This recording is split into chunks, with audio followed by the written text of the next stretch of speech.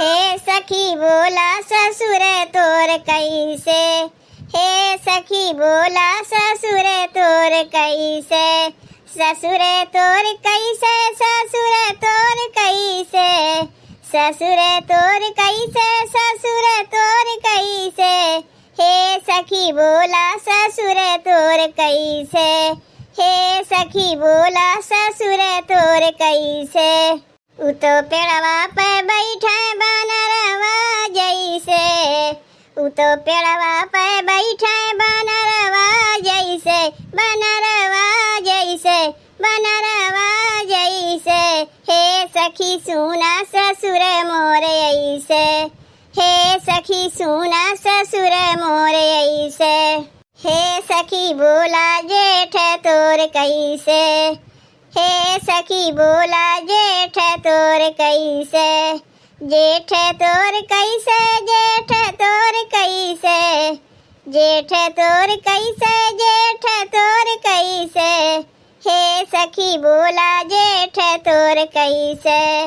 हे सखी बोला जेठ तोर कैसे। तू तो सड़की पे घूमे आवारा जैसे, तू तो सड़की पे घूमे आवारा जैसे, आवारा जैसे, आवारा जैसे, हे सखी सुना जेठ मोर ऐसे, हे सखी सुना जेठ मोर ऐसे, हे सखी बोला देवर तोर कैसे, हे सखी बोला देवर तोर कैसे, देवर तोर कैसे, देवर तोर कैसे, देवर तोर कैसे, देवर तोर कैसे, हे सखी बोला देवर तोर कैसे, हे सखी बोला देवर तोर कैसे। तू तो नाचनियन के साथ छक्का जैसे, तू तो नाचनियन के साथ छक्का जैसे, छक्का जैसे, छक्का जैसे, हे सखी सुना देवर मोर ऐसे,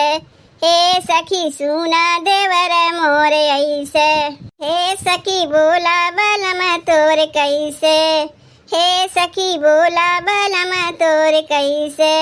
बलम तोर कैसे, बलम तोर कैसे, बलम तोर कैसे, बलम तोर कैसे, हे सखी बोला बलम तोर कैसे, हे सखी बोला बलम तोर कैसे। तू तो फिल्मी हीरौआ गोविंदा जैसे, तू तो फिल्मी हीरौआ गोविंदा जैसे, गोविंदा जैसे, गोविंदा जैसे, हे सखी सुना बलम मोर ऐसे, हे सखी सुना बलम मोर ऐसे, हे सखी सुना सजन मोर ऐसे, हे सखी सुना सजन मोर ऐसे। तब भैया बहनी हमरे लोग के गीतिया कैसन लाग? अगर अच्छा लाग हो चैनलवा के सब्सक्राइब और वीडियो को लाइक कर दियो भैया बहनी।